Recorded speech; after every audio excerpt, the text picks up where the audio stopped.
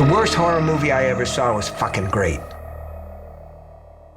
Hello and welcome to This May Hurt a Bit. My name is James Strayer and this is John C. Myers. And we are a horror franchise podcast discussing each film in horror franchises. And today we will be discussing Curse of Chucky from 2013. So Don Mancini's back in the director's chair several years after Seed of Chucky was not quite met with what they wanted it to be met with. So what does that mean? Reboot time or soft reboot time. Yeah, because they couldn't just remake it because this was of course the time when not too far after all the big reboots were happening, starting of course with the Texas Chainsaw reboot, which a little bit earlier, but then Friday the 13th had a reboot, Nightmare on Elm Street had a reboot, Rob Zombie's Halloween reboot. Mm-hmm. The issue was that MGM still had the rights to Child's Play. So to do that remake, it was going to be a huge hassle because MGM at the time was suffering from serious financial issues, about ready to declare bankruptcy. So they were really holding them over a barrel in terms of like, if you want this, we need money. Yeah. And so you're going to pay a whole lot for it. Right. Didn't end up happening. And so they kind of had to figure out another way to do it. Mm-hmm. I completely understand in terms of the reaction to the previous one and the sort of the reformulation of this one. I totally get it. I had fun with the last couple. Yeah, I think they're a lot of fun. But like, you want to see a horror movie. Mm-hmm. You want to see a serious Chucky murdering people. Maybe some, a little bit of fun in there. But yeah, I still want it to be a serious horror movie. Sure. The series went a certain way, and I can see people not being on board with that. Yeah, for sure. And this is half the fun of watching all of these back to back to back is you get to see those peaks and valleys. And and I'm not even saying, I agree with you. I'm not saying Seed was a valley for me personally, but I understand kind of the fan schism there. Yeah. And wanting to get back to a murderous doll over a queer allegory comedy. And I get that. Pull back from the silliness a bit. That's perhaps a bit much. I want our killer doll to be serious. Right. Exactly. This is hardcore. Yes. But it's also interesting. We were just talking about before we started recording about ownership of series. Don Coscarelli being behind all the phantasms. And so a different Don Italian name, Don Mancini being behind all this. It's also cool to watch that journey to be like, okay, well, I'm going to try this now. And all right, well, I'll come back into this. And it's that he's still involved. And despite the negative reaction to Seed, that he was still able to direct. That's huge. But I think part of that's all probably the budget related as well. I mean, yes, it's budget related, but also they didn't mention that in the BTS interviews. It was more Kirshner is the hero and said, heck no one else is directing. Mm-hmm. It's got to be Don. I'll go with that story because that's a little bit more heartwarming. But I'm sure it was also like budgetarily. They were like, well, we can't hire anybody else. So, Yeah, nice. I mean, you could. I'm sure the Sci-Fi Channel had plenty of directors that were available. They could have hired me. They could have hired you. So I think that was part of it. I think there's truth to David Kirshner's thing. Mm-hmm. He's like, yeah, this is my guy. Yeah. So in the going back to something scary, it's going to be straight to VOD. Used to be straight to VHS. Now in this era of video on demand, it's straight to streaming. Obviously, that also means budget is tight. So what do you do when you have to write something tight to a budget? You put it in one location the entire time, and you call it a chamber piece or you call it a Gothic horror.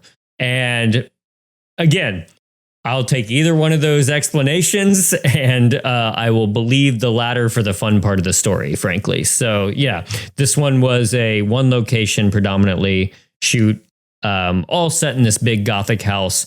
But he did, seem to want to go with this whole Hitchcock thing that I think, for better or for ill, it's a great experiment with Chucky. Like, let's make a haunted house slasher movie starring Chucky. Yeah. And in interviews, Don Mancini is very upfront about his inspirations and what he pulls from. And I think that's great because I think there's a tendency to just be like, well, he's copying this or they're, when you see something that looks familiar in a movie, and there's ways to sort of redo that same thing or have that same kind of vibe, but turn it around and make it your own. And I think Mancini's good enough to do that. Like he has repeatedly in this one talked about being influenced by a lot of Hitchcock movies, by a lady in a cage. Yep. One of these like one location things starring Olivia de Havilland. But like she's trapped in a home elevator.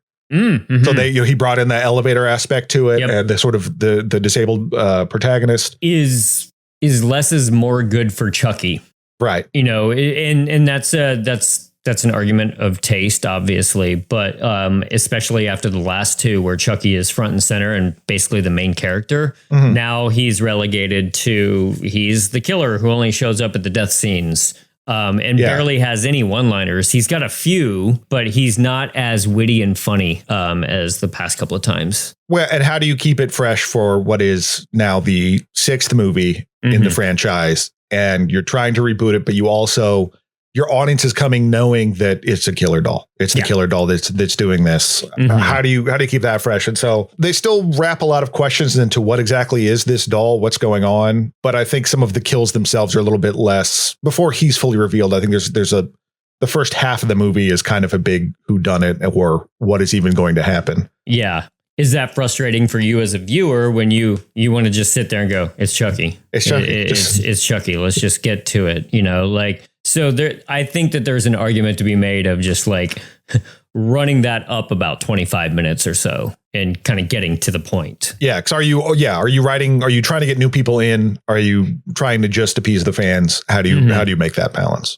So we open this one with Nika and Sarah. Nika is Sarah's daughter. Nika is in a wheelchair, as we mentioned. And I think this is drawing on, a history of different horror movie heroes I was thinking of Franklin and he's not exactly a hero, But, there's in Nightmare on Elm Street Part 3. There's Franklin. Mm-hmm. There's, I went through a list in my mind before we started recording and now I can't remember all of them. But so often the disabled people in horror movies, particularly in the earlier eras, were a lot more othered. Like you can tell they're a monster because he's walking with a cane. Right. And, it's also a way to try to make a character more helpless. Like it's such in the case of Franklin that he's, But this one, they're able to parlay that into a strength as well. You still have that she's a little bit more vulnerable in dealing with Chucky, but they do turn it into but when she's in the wheelchair, she knows what she's doing. She can kick ass and take names. Yes. And played by Fiona Dourif. And I didn't know much about her at all until I started watching The Pit, and I'm a big fan of that show. And she is a leading character on there, and I love her on that show. And I was just like, well, I'll follow her anywhere. And then I found out that she was Brad Dourif's daughter, and that made me love her even more. So I am a fan. Yeah, it's funny listening to them talk about this because she is a Nepo baby. She is Chucky's real life Chucky, Brad Dourif, or is his daughter.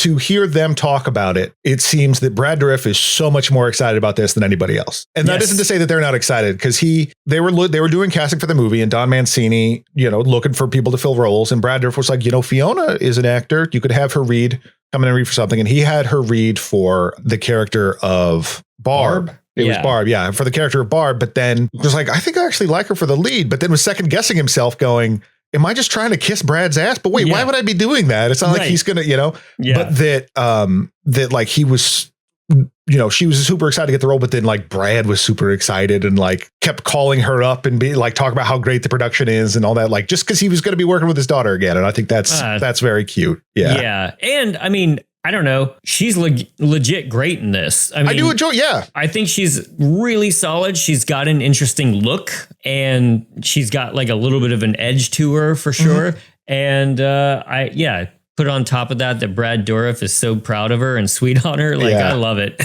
Yeah, because isn't he in an episode of The Pit as well? He is. And I didn't realize that until a friend of the show, Michael, pointed it out. And I was like, oh my God, Brad Dourif looks a hell of a lot older, but that's what happens with time, folks. Right. And then I just thought then I ran it back and rewatched the episode because I wanted to watch Brad Dourif in something again. Yeah. But yeah, so she's in this and she's got like kind of a rough relationship with her mother, but that's okay. Because we do not see them interact very much before she discovers her mother in a pool of blood. And so she's dispatched with pretty quickly, but only after a ominously large package shows up at the door. And damn it, this keeps happening. Anytime you see a big package in a Chucky movie, there we go. That's just the delivery system of these. Yeah.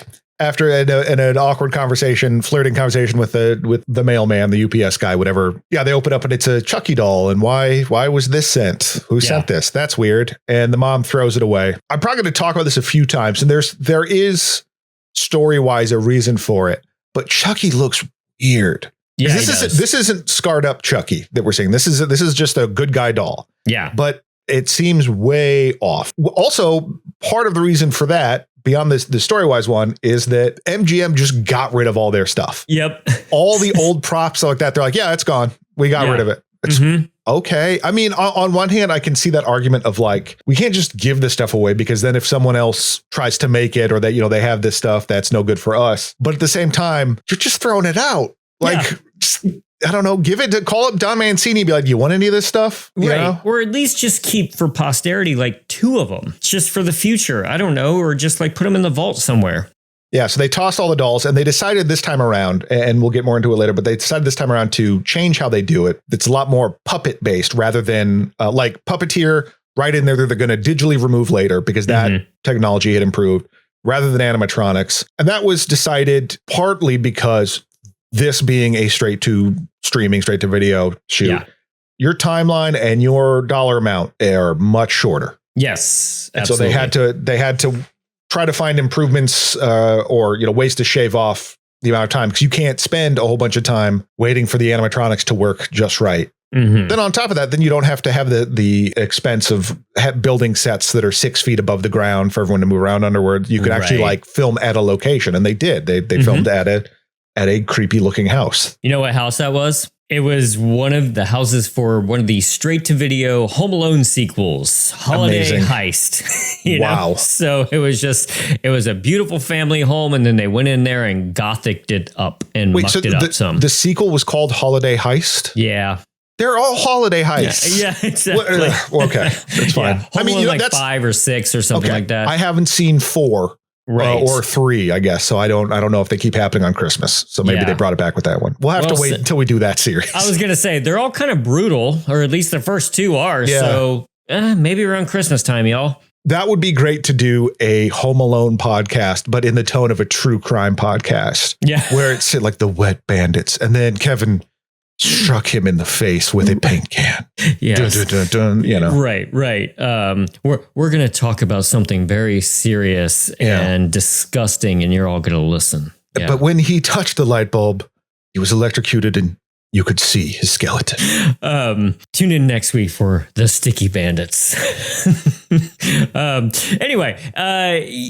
So in that house on the location, they spent a lot of time and a good bit of their budget just, redressing this whole place. And I got to say, the house looks great. I mean, it's not overly like Tim Burton Gothic, like stylized or anything, but like it's kind of realistic looking, updated. I mean, that elevator does a lot of work. It looks cool as hell, like right in the middle of everything. Yeah. And of course, like it wasn't a functional elevator. It was just a box on a forklift. Yeah. It adds a nice element to the whole set and is makes it seem more Gothic and creepy. Yeah. I am not a huge fan overall of the look of this movie. Cinematographer Michael Marshall. Too dark? It's just the style at the time, where it's super high contrast, super light, super dark. And there are scenes where I'm like, I can't see what's happening here. Up in the attic.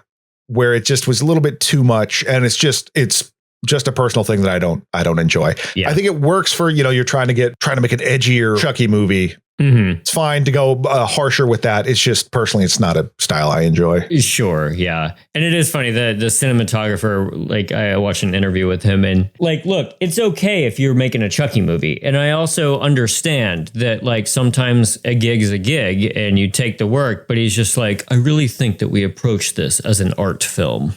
I'm like, okay, maybe you did. Yeah. Maybe it did. I can think of a couple of really nice artsy fartsy shots in this, but also, come on, you don't have to convince yourself or us to do this. Like one of those art shots is because Nika's mom, like she wakes up hearing a scream. Her mom is falling off the balcony. Yeah. And the camera pulls back to reveal Chucky sitting in a chair with the title of the movie.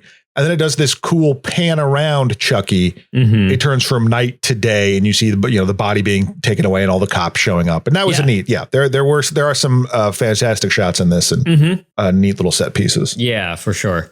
So after that, a whole bunch of people just arrive in her house, and I don't need everybody to walk in and introduce themselves and how they're related to her, but I just kept thinking to myself, like, good God, is there a clown car outside? Just like people just keep walking in here. So we've got Sister Barb. We've got Barb's husband, Ian. We've got their little kid, Alice. We've got the nanny, Jill. And we've got the priest, Father Frank, I think. So, hey, I did it. Maybe I thought there was more, but just like 5 people coming in, and I was just like, I'm already annoyed. Like, get these people out of here. I'm grieving. Because it all happens at once. Like it's basically, here's all these people. And then we also brought up this extra guy. Okay. Yeah. Maybe that's a nitpick, but I was just kind of exhausted already for her dealing with all these people. Everybody's going to hang out there in the house for a while, help with the funeral arrangements. They propose the idea that they're going to put Nika in an assisted living facility and sell the house. I think we should consider selling. What are you talking about? Nika, this place is fabulous. It's so much closer to us. We'd get to see you way more often. And with your half of what we could get for the house, you'd be set for the rest of your life. This isn't about me. This is about money. Barb, her sister, although when they meet, it's a teary reunion and, the unfortunate circumstances on which they're meeting. But Barb is ostensibly the villain in this. Outside of Chucky is the villain in this because she wants, she wants if you will. Fiona to move and to sell the house, which will make a lot of money because it's a big old house. Yeah. Make a lot of money from that. And she can put Fiona in an assisted living. Well, we learn later about the state of her marriage, so like that, but all her motivations are not on the up and up. Right. Barb's played by Danielle Bisutti, who is in several other horror movies, including the Insidious 2. And they have styled her in the movie. And this is not her fault. This is not a knock on her. Yeah. This is just the problem of living in the insane world that we're living today. The way she's styled and the way she looks, I look at her and I think of Laura Loomer. I can 100% see. Yeah. If you don't know who that is, don't worry about it. Yeah. Don't enjoy. Good. Not worth looking into. Just enjoy that. But it's very much like Craig Wasson in Body Double, where I just look at him. I'm like, that's Bill Maher. And that sucks. It sucks. Yes. And I'm sorry for Craig Wasson. I'm sorry. But like, yeah, that's my own problem. But the whole time I'm just like, oh my God. You look like whatever face Laura Loomer is on now. Before or after the most recent work, I'm not sure. But you look like, what if Laura Loomer was a human being? Her origin. Yeah. But Danielle Bisutti is great and plays this role very well because it is someone that is kind of when it comes down to it, when the killings start happening, you're a little bit rooting for like, I can't wait till she gets hers. Yeah. But not. She's not just insufferable to be around. Right. Yeah. So, of course, Nika does not take well to this. And she basically, solves everything like I do. It's time to eat. It's time to make dinner. So everybody's got to stick around and let's make a family dinner. And Nika is going to provide. So I'm trying to be like nitpicky about this, but you don't just whip up chili. It takes a long time to make a good chili, but whatever. I couldn't even tell what she was making until they said chili. It looked like just a bowl of pasta sauce with some cheese on top of it. It basically was. Apparently it was tomato sauce with bits of celery in it. God. Yeah. I know what they were going for here, but I was honestly, there's something about it that the tension wasn't working for me. And I think it's just because we know Chucky put the poison in there. Well, so Chucky because Alice, the young girl, is in the house with them. She discovers the Chucky doll and is like, oh my God, this is great. I love it. It is huge. Yes. The Chucky dolls are huge. And they're like, I think even one of them was like 50 pounds because there was a battery in there because it had to move around a little bit. There's like it was a last minute decision. And so they like had to jerk something up. So it was heavy. So the little girl holding it is basically like holding her body weight. Yeah. But Chucky poisons we see like Chucky's arm come up with rat poison and poison one of the dishes. So that it becomes this game of who's got the poisoned soup. This goes on for a very long time. And I think that's the issue, is that it just kind of stops becoming, oh my God, who's going to eat it, to, oh my God, just someone eat this. Yeah, exactly. I know what he's going for, but it didn't quite work to me. The cinematographer said it took 2 days to shoot the dinner sequence. And there is that really nice overhead shot that is like spinning.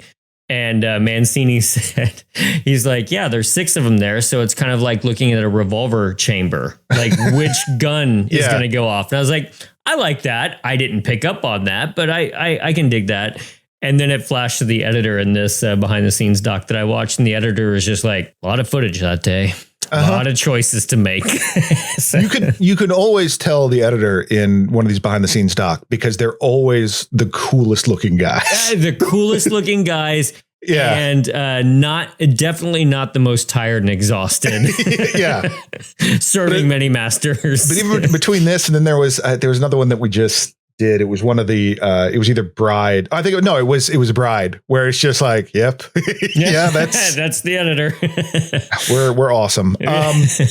Yeah, and then they do a little fake out because there's a lot of like, they're about to eat. Oh no, I want to make a toast, all this stuff. Yeah, they're really getting a lot of meat out of this chili scene here. And then there's a bit where the little girl is like making a face that this doesn't taste very good. I don't like this. And it's like, damn, Chucky. Yeah, I was like, damn, they're going to kill off the kid. You're coming hard out of the gate. But no, what starts to happen is you start to see the sweat pour down the face of Father Frank. Yeah. Who is played by A. Martinez. Not just any Martinez. A. Martinez. A. Martinez was a heartthrob in the 80s soap opera world from Santa Barbara. That's always because I just remember seeing him on ads and stuff like that. And but he's fun in this as Father Frank, and I love because he's being very consoling. He's there with, as James mentioned, he arrives with Barb, giving his condolences, and we learn through this conversation that Sarah, her mom, had some mental issues, and they think that might be a case. That might be what happened. She committed suicide, but Nika's like, no way, that didn't happen. And my favorite part is when he's talking to her about it. We have to pray for her to be forgiven. She was sick. You can't judge her. No one is judging her. In fact, the church's official response to a situation like this is not to judge, but to pity. I am so sorry that your mom is in hell. Right. I feel so bad. I don't think your mom should be helped in any way, but I just want to feel bad for her. Right. But it's fine. So Father Frank, he starts sweating, and then he's like, I remembered I got to go bless something. And excuses himself. As you do. You know what soap opera actor would have been better than A. Martinez? We all know. We all know. Yeah. Victor from Young and the Restless. But he would have stolen the spotlight. People would have been like, don't kill Victor. Can we see him run a company instead? And perhaps double cross someone. What's the name of the company again? I should know this. Jabot Cosmetics. Or is that, but I think that's the one owned by Jack. Yeah. Because he owns like Victor Co. or something like that. Victor Newman. Newman Enterprises. Newman Enterprises took over, and a hostile takeover took over Jabot Cosmetics at one point. Yeah. Okay. Yeah. And then he could have taken over the toy company that made Good Guys. Right. And then realized the error in his ways, turns to the priesthood. Turn to the priesthood. It was like, and then that's when Chucky decides later on, I got to take out the guy who screwed me up from the beginning. It was Victor from Young and the Restless. It was Victor from Young and the Restless. Okay. There we go. Yeah. Rewrote a better movie. Yeah. Sorry, Don. We made this movie way better by making it way more complicated. Right. That only 3 people will enjoy. Yeah. One of them being Eric Braeden. Yay. Yay. Work. I'm Victor Newman. Anyway, Father exit. He excuses himself during dinner. And there is a little bit of I did enjoy this bit where they started talking at the table like, oh, a good guy doll. Those were big, 20 years ago. I seem to remember seeing them on the news. I remember seeing people standing in line overnight just to get their hands on one of these. You're right up there with Smurfs and Cabbage Patch Kids. So that kind of lets you know that this is still in continuity. Yeah. And again, I don't need a million Easter eggs or anything, but it's just like, oh, all the other movies have taken place. And I enjoy that about this series. Yeah. And it's also like been far enough along that, you know, by the time this has happened, the Andy Barclay story is 20 years old. Yes. Yeah. No one remembers it. You know, and this is nobody cares. Nobody cares. Yeah. They're not like, oh, the thing from the murders, because no one remembers that. Father, he exits. And so there's a funny cut that just screams to me like, this was cut from the budget, because we don't see the car crash, but we see the aftermath of the car crash. Yeah. And I think this is something else that I have a problem with, the buildup of tension here. Because you have, like, oh my God, who's going to eat the poison soup? And then we think, you know, okay, it's Father Frank, because he's sweating. He seems weird. He's excusing himself. And then he gets into a car accident. Yeah. Well, what about the poison? Yeah. What happened there? That just obviously, you know, you're supposed to put together that the poison impaired his ability to drive and he passed out or something, but it just, it doesn't hit the same way. So it feels like all that buildup for nothing. Yeah. It does lead to a pretty fun makeup gore scene though, which is like, I do like the element of, we didn't just find him decapitated. There's a piece of metal lodged in his neck and people are just like, so you want to take it out? So you want to take it out? Like, yeah. Okay, sure, fine. Takes it out. Full on blood geyser. Evidently, the first time they did this take, there was a B camera team who was standing close by that got absolutely drenched in blood, and because the geyser was just too much and too ridiculous. So they had to take it back, reset, which takes a lot of time. And they went for take 2, and that's in the movie. But B-Cam team got covered in blood on this one.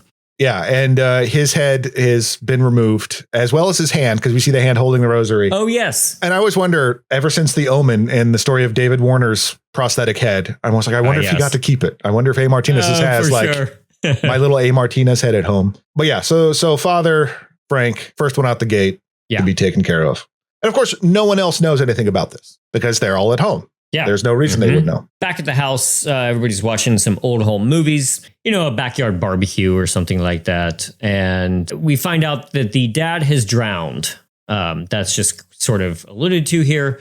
And then, wait, who's that creepy neighbor just sort of hanging out in the background with the long hair and the sunglasses? Well, that's got to be our buddy Brad Dourif. Yeah, he looks so goofy, and I love it. He looks very Tommy Wiseau with the like really 100%. Dark hair and the sunglasses. Yes, and he's wearing a Hawaiian shirt, which is very funny because they don't specifically say who it is. They're like, oh, that was just like a neighbor. Yeah, and it's also funny because they're at a park, and you think about how desolate the original one was, like where he lived, and like and it's the idea of him being at a park is the suburban park is very funny. Yeah, you get a little nod there that perhaps.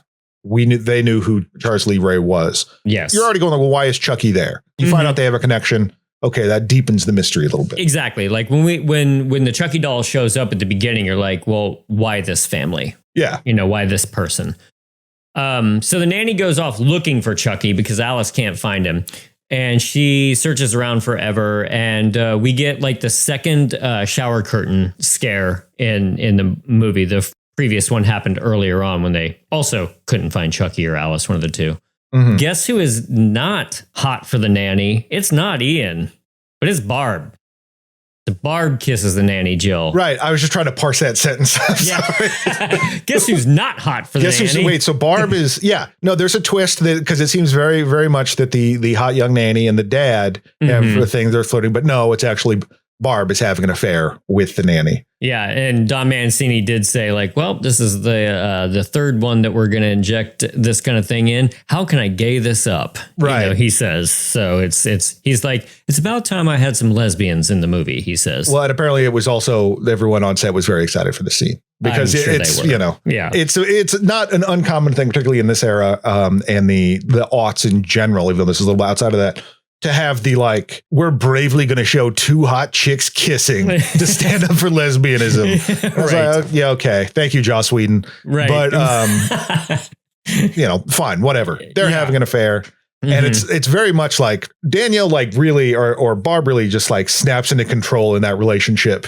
And it's very funny. I don't know, just that because it's not just like this, oh, we secretly are loving, can't tell anyone. I think Barb kind of prefers it that way. She just likes having this extra hold over somebody. I need a fucking search party.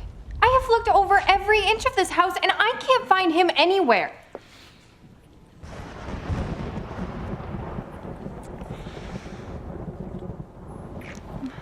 God, I've missed you. Shut up. There is a funny shot where everybody has left the whole movies. The Chucky's just sitting there with Dad. So they all went off looking for him, but just I do like it when just Chucky calmly appears. Mm-hmm. It's an effective, creepy, and kind of funny, not quite a jump scare, but it's always a nice shot. Yeah. Fiona then grabs the doll, takes it upstairs. Now we get the elevator. It stops. Because there's a jump scare in the elevator of Chucky spinning his head around, and she jumps. So she's thinking, what's going on? This doll's not that great. Fiona is she's cut, and so everybody says, "Oh, you must have cut yourself making dinner." So this is where more of the Chucky's around. Fiona has her thoughts about this, but of course nobody's believing her. Yeah, it's that perhaps something is going on. But yeah, sure, she can't feel her legs. She's paraplegic, and so it's likely that Chucky probably cut her, and she just has no idea. Because the only other person that has seen the child that has seen him move is Alice. Right. She hasn't said, she's communicating with him apparently, much like in the first one with Andy, where it's Chucky wants to know what's for dinner. Yeah. But we do see a shot of an arm move in the bathroom. Right. Which it was weird. Listening to a child pee was weird, but whatever. Yeah. I don't want to get into that. I don't. Yeah, I forgot about that, and in the commentary, Tom Mancini is is it weird that I did that? And everyone's because it's him, Fiona, and the puppeteer Tony Gardner. Yeah, and they're yeah, they're nice enough, but yeah, we kind of got it with her face, but it's could have just cut to her washing her hands or something. I forgot about that. I didn't like that. So now we cut to Alice is hanging out in a blanket fort with Chucky, and this is where we really do first see him come to life. Chucky, I'm scared.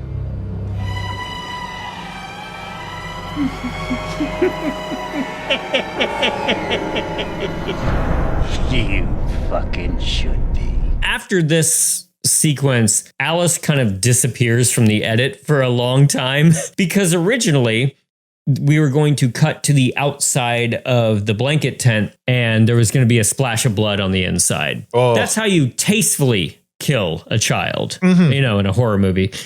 And so it was going to be implied that Chucky kills Alice in that sequence. Then Sandy Hook happened during the edit, and they decided we can't kill kids in a horror movie. Real life's fine though. Yeah, because monsters are doing that in real life. Yeah. And once again, didn't that happen with Columbine earlier in this particular series? So yes, this strikes again. Yeah, the problem is the movies. Yeah, again, I'm not minimizing the tragedy of real life here, just how people tend to react to it. Yeah. And so they decided, no, we can't kill Alice. Which fine. I'm not gonna argue that it's fine. I'm not arguing. Right. I'm not arguing for killing kids. In fact, I do that less and less the older I get. Normally, I'm get them out of here. Yeah, but no. Alice just sort of disappears from the edit for a while, which is kind of funny, and knowing that is helpful. Yeah, because it is funny because it underpins a lot of decisions people make, but it is kind of funny that you kind of forget that a child is possibly in danger. Actually, in thinking about that edit too, you would have thought that there would be a hell of a lot more rending of hair from the parents, later on in the movie, that they probably would have had to have cut out too. Yeah, a whole performance arc there too. Yeah, because that changes a lot between where is my daughter to what the hell happened to my daughter. Yeah, unless in the original edit it was kills her and hides her body or something. Yeah. Which could be. Yeah. And this scene in particular, he's lit underneath by a flashlight, so that doesn't help. But Chucky just looks weird. Yes. I just don't like this Chucky's face. Right. It just is very strange looking, and it's different in a way that I don't like. Totally. The hair's a lot longer, whatever, but it's just his face is puffy, and we'll wait till we explain why that happens. But it's just I think they went overboard on trying to make it different enough. Sure. I think they just went too far. Yeah. Nika sits down and she does some internet research because we can't go to libraries and have microfiche scenes anymore, which will forever bum me out. Yeah. Another thing that the internet killed. Well, it just makes it, as we probably talked about before, it just makes it so mundane because it's like, I'll just close this window and open up this one. It's the same thing. Yeah. But she does see the murders from all the previous films. We get the Andy Barclay, we get the military academy. Yeah. Yada, yada. So Yeah. again, But she like says out loud, Andy Barclay. So you're like, yeah, I've seen the movie. Cut back to the mom and nanny are having a late night video chat on their computers. It's very funny because they're in the same house. Yeah. And right. like the husband's passed out next to her, but she's doing this like rudimentary video chat with Jill, the nanny, and they're making kissy faces to each other over the internet rather than in person. But okay. Right. Chucky takes this opportunity to kick over a bucket of water onto an electrical plug. And we all know what happens when that happens. You get electrocuted face first. Yes. So Jill gets her face burned off by the laptop AC adapter and water. They were trying to go for a very big, serious, somewhat realistic execution of by that. But then it wasn't working the way they wanted to. So they hyped it up a little bit by adding some digital effects around the eye. So it's like her eye is like melting out or whatever. Yeah. It's a neat little effect. There's a lot more digital effects in this one, but that's also the way the industry is moving. And particularly when you have no budget, it's a little bit easier to do that. So I don't fault the port. They all generally work pretty well. Yeah, yeah. But yeah, this kill is just, I don't know. It's okay. Takes a while to happen. Oh yeah. Chucky also after Electrocutor has the great classic Chucky line. Women can't live with them, period. Nothing about the previous experiences. In fact, his time with Tiffany has only strengthened how much he hates women. Right. Yes. Then I have my notes. The parents fight and it's boring. This kind of fight between two characters never does anything for me. I'm just like, get on with it, guys. Well, it reveals that the dad has hidden a camera inside the doll. Don't try to implicate me in your sick fantasies, okay? I've seen the way you look at her. Ditto. Ian, I am not sleeping with the nanny. No, of course, you couldn't be that stupid, Barb. Knowing that if I could prove such a thing, I could easily take Alice away from you. Or I could just check the footage. Jill is dead. Ian is asleep. There's no cell service. Everything is dark as hell, and they kind of wander around a lot. So this is the part of the movie that, after watching a lot of these types of movies, especially take place in one house, this is the faffing about bit where everybody just sort of wanders around not knowing what to do, and there's not a lot of like propelling action going on here.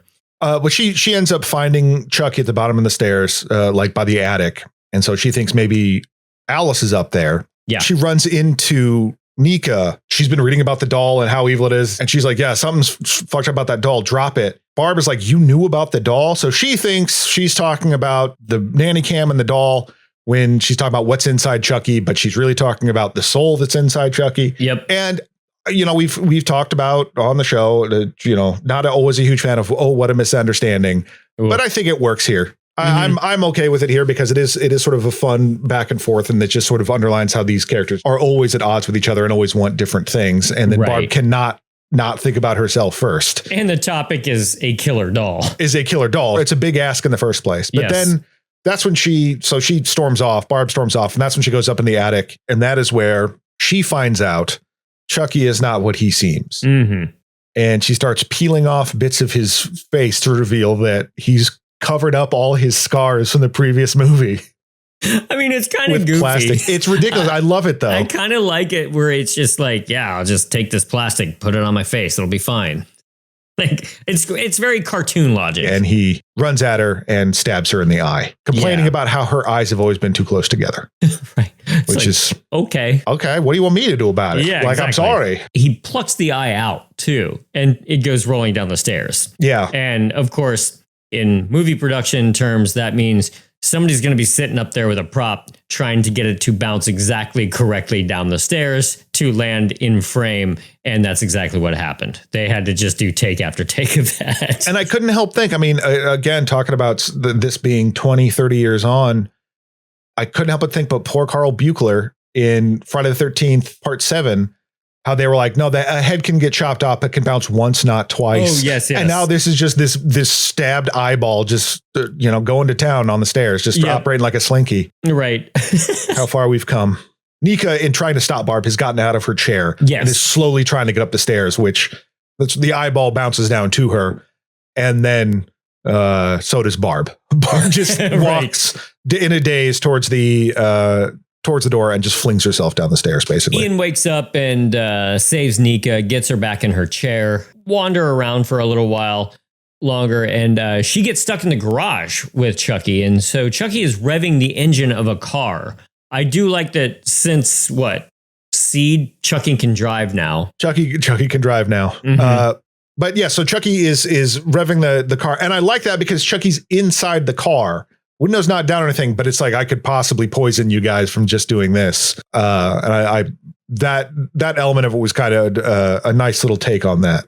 It's not something like, is he just going to try to run her over or escape? No, he's just going to, because does Chucky even breathe? Like, I mean, good call. Yeah, I have no idea. He could probably survive that. Well, I mean, they did smoke in Bride of Chucky. Oh, that's true. Yeah. Yeah. So he swallows the key. And I was a little bit confused on this next bit because all of a sudden Nika needs an injection of some sort. And I don't know if I missed something here. Whatever she has had that's made her paraplegic also can affect her heart. Got it. That it's very weak. And that's one of the reasons why Barb is afraid of her living alone. Mm-hmm. Is that this is already a stressful situation. If something else happens to you, your heart could give out. Yeah. And so she has basically an adrenaline shot. Okay. Yeah. Then is trying to get Ian to give her that. But she cannot self-administer this, I guess. I'm too weak and having a heart attack, so I don't know that I'd have the juice to bust through my chest plate with this. Got it. Okay. There's some fun moments of this work because Ian does not see Chucky. Yeah. That she can see him like from behind in the car, but Ian's more concerned about her having this heart attack. Exactly. Also, that while we're on the topic of her disability, part of the reason that Don Mancini wanted to do this, not just to revisit the themes of Lady in a Cage or to increase the drama that way of having this potentially more vulnerable victim, is that he talks about how the complaint was always that you could just kick Chucky. Yeah. And it's like, what if I took that out of the equation, that you couldn't just do that? And he specifically, in an interview, name drops Dee Snider as being the issue of that. I guess he was on one of those like, hey, remember the 90s shows? And yeah.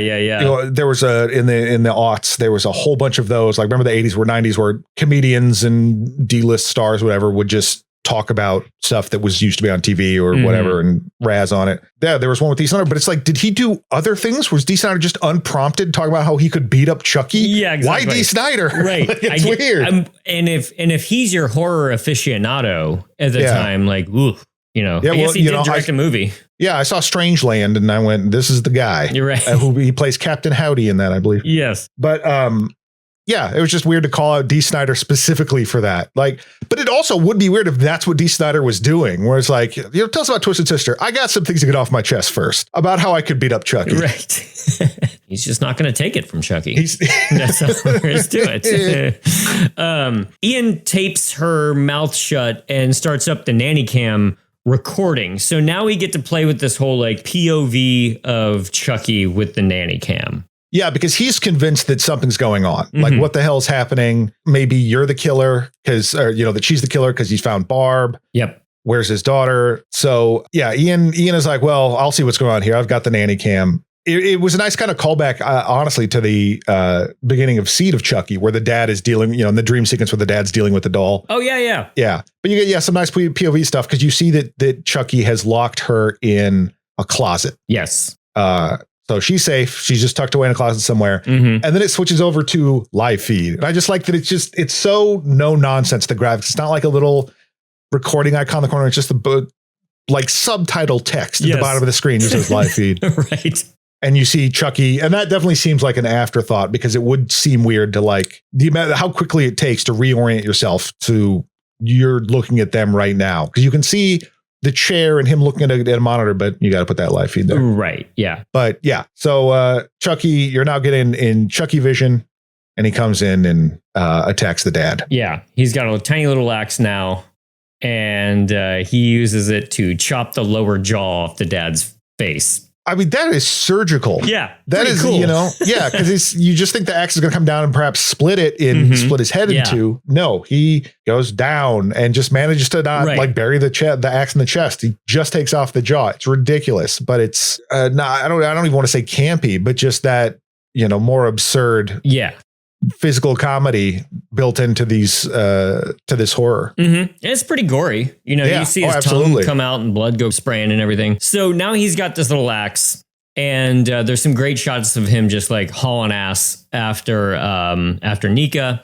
He does end up cutting into her leg while she's sitting in the wheelchair with the axe, and of course she does not feel it. So we got a little full circle here. Yeah, she uses it as a shield. Yes. Because he's coming at her and she like rears up on the chair and is able to use her legs as a shield because he just chops into it. And she's like, yeah, it doesn't, yes, I'm bleeding, but that's not going to stop me. Yeah. And then in trying to run away, she ends up getting thrown off the balcony. And that's a neat shot because you get this very like long shot of the entryway with the elevator in the back and all that. And you just see her in slow motion wearing this nightgown that was very important for her to wear for Die Mancini because it's like that of Amy Irving in The Fury. Oh, interesting. Okay. And there's a complicated shot to do because you have the wheelchair busting through, because they had to do it a few times, but like you're busting through the balcony. Yep. Wheelchair has to like not crash on the ground because you need to set it up and do it again. So it took a few takes, but it ended up being an impressive shot. For sure. Might be my favorite in the movie.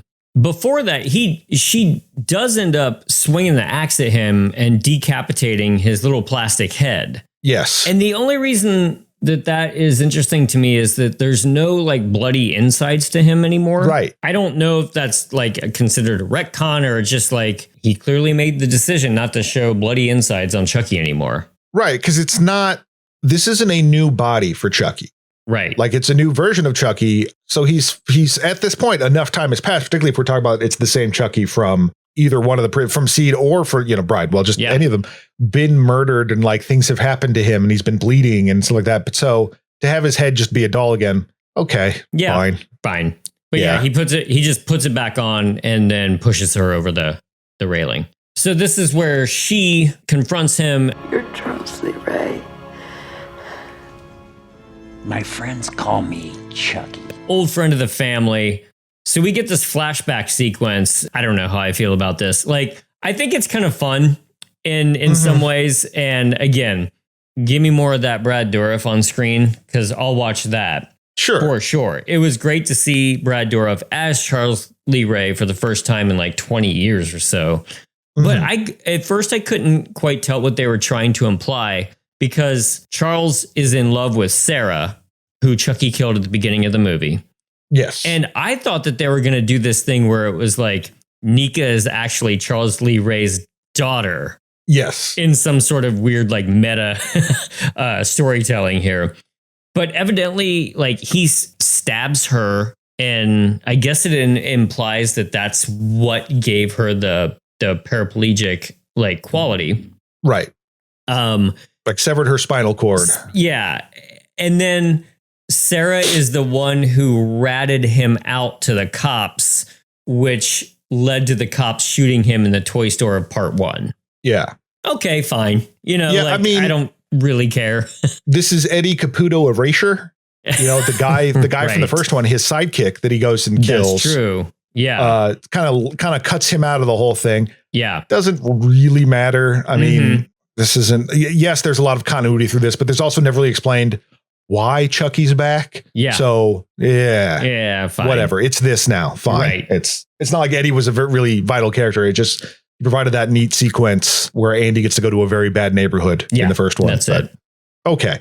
Yeah. So that's his involvement. That's why he was at the party. And then he's making goo-goo eyes to the mom at the funeral. And so Chucky brought himself here, however he got to this location, to settle scores with the mom. Yeah. Even though that was done, he's still hanging around and killing off other people Killing as well. the whole family. Yeah. That he hates now. I mean, why he's there? It took him a long time to get there. What else are you going to do? Yeah. Come this far. Yeah. Brad Dourif is known for being very, for lack of a better phrase, like method in his performances. He famously stayed in character as Wormtongue on the set of Lord of the Rings, which is an odd choice. And again, I love the man, but that would get irritating. Yeah. When asked what he did to get back into the mind of Charles Lee Ray for the first time in over 20 years, he said, absolutely nothing. I didn't give it a single damn thought. He's just like, I was just him again. And that's funny to me that one of his signature roles, he's like, I didn't put any thought into this. Just put on a wig. It's fine. That's all I had to do. There's a little bit of a final standoff with Nika and Chucky. You remind me a lot of Andy Barkley. He was a whiny little bitch just like you. Did you kill him too? More or less. I killed his childhood. She gets into the elevator, holds onto the bars a little while Chucky slashes at her hands. She then just grabs a knife and simply stabs him. Just gets him. So, for the first time in a while, like Chucky is not completely like obliterated. I guess that didn't really happen in Bride. He gets dismembered in Seed. Police arrives. Chucky just sits in the chair, motionless like he does. And there's a very fast courtroom scene where, all the murders are pinned on Nika. And so I guess in this way, like Chucky wins in the end of this movie. It's kind of fun. Not only is an excuse to keep the story going or the franchise going, but it also is a nice dark ending to a horror movie. Yeah. That you didn't win. That you stopped the onslaught, but it was too late. And now, although you survived, you're going to jail. Right. Nika is going to jail. And in fact, as she's being wheeled out of the courtroom, she goes by the Chucky doll that's there and whispers to him, Alive, you son of a bitch, you hear me? I'm still alive! But then we get a nice little surprise. Yeah, we get 3 endings here. We get 3 endings, one of which being that the cop gets the Chucky doll from the court case, puts it in an evidence bag, and then gets on the phone in a familiar scene where he's like, hey, I've got it. Meet up with me. Send me the money. And in my head, I'm like, wait, is this going to like somehow like wrap back around to being Bride? But it can be because she's the one who sewed up his face. Yes. But no, it is Tiffany Valentine. Yay. It is Jennifer Tilly. Pops up from the back seat, cuts that guy's throat. It's funny because he just called her, but whatever, maybe with the voicemail.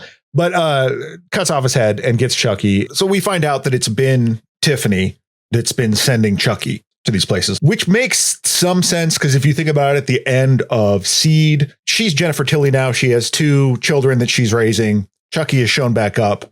And what's he doing? He's just tottering the house, doing nothing. Get him out of there. She wants him out of her hair. So why not? I will send you to go murder people. I'm fine with murder. Just leave me alone. So she's been sending him places. Chucky gets mailed to Alice, the still alive Alice, who's at her grandmother's house. Chucky, you found me. I told you I would. Where's Grandma? In the cellar. What's she doing down there? Nothing. Chucky, Mommy and Daddy are dead. Auntie Nika killed them. But I'm your friend to the end, Alice. And he's going to play Hide the Soul. The first person that found out that he's in the doll. But he's the same guy. Yeah, that rule is just out now. Yeah, which is something that when they were trying to do the remake, they were like, we can finally get rid of this voodoo thing. We don't have to do it anymore. But nope, you're still stuck with it. So he's going to play Find the Soul with this girl. Pans over, you get a dead grandma jump scare. I didn't even realize who that was supposed to be. Yeah, it took me a second because I was like, okay. Oh, grandma. But then the big post-credits scene. Yeah. I feel bad. First of all, apologies. We didn't talk about the great credits rap song during Seed of Chucky. Oh, good grief. But please go back and listen to that. They wanted Redman to do it. He didn't do it. And someone else does it.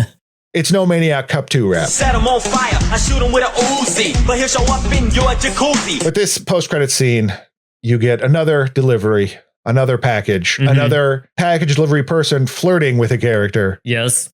Must happen to Don Mancini a lot. Or it's just the way that this business operates. Yes. It's like, it's like a seeing telegram, but it's the flirty telegram. Like you get a little extra niceness with it. All right. But it's revealed that package is being delivered to Andy Barclay. Mm-hmm.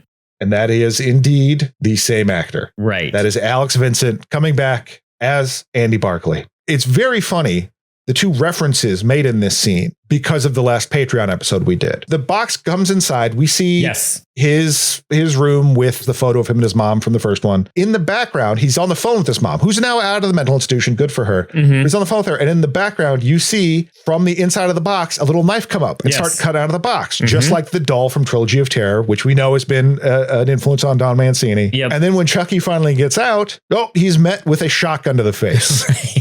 Andy was waiting for him and says, "Play with this," which is what the little kid says in Dolly Dearest before he blows him away. So with the shotgun. It wasn't just Chucky that was blown away by that. I was also very impressed. Your hat went circular, just like a cartoon. Yeah, it did. Steam shut out of my ears. But it was a funny coincidence. There was not anything we planned. But if you want to pretend that we're smart enough to do that, please do. By all means. By all means. Yeah. Don't listen to what I just said. Yeah. Subscribe to the Patreon. $5. Yeah. You can hear us talk about Dolly Dearest and Trilogy of Terror. Who knows what else we're right about? Also, you're not getting the other half of the secret messages we've been sending everyone. Right. So you got to sign up for the Patreon to get the full secret commands we've been giving. Yeah. But it's a fun scene. And I like that after that happens, he gets a credit. Alex Vincent is Andy Barclay. That they just... Exactly. So Chucky may have won with Nika, but Andy got him. For sure. When Mancini wrote the scene and took it to the studio, they were just like, great, who do you want to play Andy Barclay? And he's like, well, it's got to be him. Like, there is no two ways about this. Like, he hadn't acted in a long time, if at all. And so the studio was a little bit nervous about it. But I don't know, just bring him back for the post credits. Gosh. Yeah. Everyone's going to be so excited to see. No one's going to be like, well, it was fine until that. Yeah, yeah. You know what I mean? Yeah. You're on board with Chucky or you're not. Right. You've been through a lot already. Well, let's honor our dead. Sarah Pierce, played by Chantel Quesnel, stabbed to death by Chucky off screen. Father Frank, played by A. Martinez, decapitated after car crash. Jill, played by Mellard McConnell, electrocuted after Chucky kicks water onto electrical plug. Barbara Pierce, played by Danielle Bisutti, stabbed in the eye by Chucky. Ian Pierce, played by Brennan Elliott, lower jaw chopped off by axe. Officer Stanton, played by Adam Herdig, throat slit by Tiffany. Alice's grandmother, suffocated by plastic bag.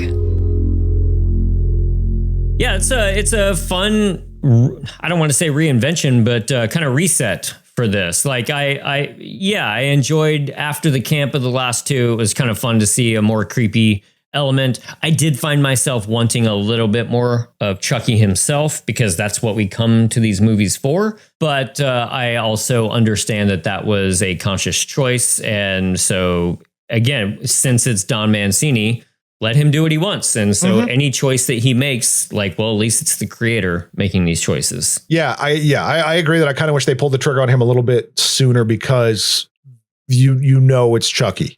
You know, like it's called Curse of Chucky. His name's in the title. Yeah. You know it's the killer doll. And so waiting for that shoe to drop of like the doll to reveal himself gets a little tiresome. Yeah. And I think some of that really is just that trying to replace that scare or that tension with the tension of who got poisoned didn't pay off as well. Sure. I think, well, because it didn't work out that well, because the payoff wasn't that great. It's still an interesting scene in and of itself, but just like a long time is spent before Chucky really gets involved and really starts terrorizing people. And that isn't a huge, I mean, I would have liked it if it maybe was there earlier, but I think the cast is fun to watch and be around, and some of their interpersonal family stuff didn't bother me that much, or, it was enjoyable to watch, but I just, you come into a Chucky movie, you want a little bit more Chucky. Yeah. A little bit more Chucky. Fiona Dourif was great. Yes. I hope she continues with the series. Like, I'd like to see more of her now that I'm a fan of hers. So bring on more Nika. And so, we have one more of the Chucky movies coming through here. Oh no, we've got 2. Oh right, well before the remake. The remake. Yeah. You know, and there's going to be a little bit of time before that one comes out, so we'll see what happens in the interim there. Yeah, but yeah, I mean, I liked how campy it got, but I understand that's also not, you know, the fans didn't gel with it, and studio seemed largely uninterested in it. So I can understand wanting to try to do a new thing with it, much like the camp was a new thing. Yes. But I don't think there's been an unsuccessful Chucky movie yet in terms of what it set out to do. I think the third one is the weakest. Sure. It's the least interesting, but it's okay. Yeah. You know, I don't know. There's none of them have hurt me that much yet, but we'll see. We've got a couple of movies left. Yeah, for sure. So, real quick, I don't know where I'll put this, but music for this, speaking of horror references, music for this was by Joseph LaDuca, who did music for the original Evil Dead movies. Yes. Yeah. That's some pedigree. That's one thing that, as we've watched a lot of these Chucky movies, like that we haven't talked about, which is like they don't have a memorable score at all. A lot of them don't. As compared to the other famous slashers, all have like their distinct scores. Chucky really doesn't have one. So I was glad to hear some good music coming out of this one. We are nearing the end, or nearing current day, because I'm hearing there's still more to come. But right. And obviously there's the series and stuff like that. But sure, for one of these reboots, we've been through several of them now. I think this has been a very successful one. I think so too. Yeah, it's not the triple reboot on Texas Chainsaw Massacre or anything like that. So like, it's not feels like good. It's not needlessly like edgy. It's not trying to be too hard. It's you're trying too hard to like be what they think the audience wants. Don Mancini is still making the movie he wants to make. He's like, okay, you want to go back to horror? We're going to go back to horror, but we're going to do it my way. Yeah, I'm not interested in doing the like torture porn or you know, like that kind of like real gritty, nitty gritty stuff that perhaps the other reboots had. Exactly. I'm gonna go back to Gothic. Right. We're still gonna have some blood and some like ridiculous kills, which were fun. But we want to go back. We're gonna go all the way back. Right. I can dig that. All right, everyone. Well, next up we'll have Cult of Chucky. So fire that one up. If you want to get in touch with us, you can email us at thismayhurtabitpod@gmail.com. You can find us on Instagram at thismayhurtabitpod. We're starting to be a little bit more active on Blue Sky again. I kind of forgot that we had an account, but that just goes to show how much I interact with it. Right. But that's we're okay. great at social media. Yeah, we're great at it. And if you want to sign up for that old Patreon, $5 a month, we'll get you some extra bonus episodes that are usually on theme with what we're covering on the main feed. And if you're real freaks, pay a little bit more, and we're almost done with Twin Peaks season 2. So if you've ever wanted to go through that, there's a buttload of Twin Peaks over there too. So especially if you were curious about season 3, the big event, you know, maybe that was the time to do a rewatch. So yes, give that a shot. I'm excited to get into season 3 over on the Patreon. But fire up your Cult of Chucky. Leave us a 5-star review. Buy a t-shirt. All that kind of good stuff. Man, we got a lot of extra stuff these days, huh? We do get a lot of extra stuff. Yeah. No. What we have is a lot of value. There you go. We have added value. We have added value. This is, well, I can't say valuetainment because that's some other idiot has that one. Yeah. It's good. Shut up. Yeah.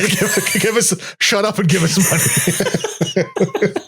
It's good. Shut up. And that'll be our sign off for this week. It's good. Shut up. We love you. And we will see you next time for Cult of Chucky. Good night. Good night. This has been a Caretaker Press production. It was produced by James Strayer and edited by John C. Myers. Logo by Ethan Kimberling and music by Michael Arthur Holloway, who you can find on Bandcamp. Follow us on Instagram at thismayhurtabitpod and email us at thismayhurtabitpod@gmail.com. Give us a 5-star review over on your favorite podcast app, and we'll see you next time.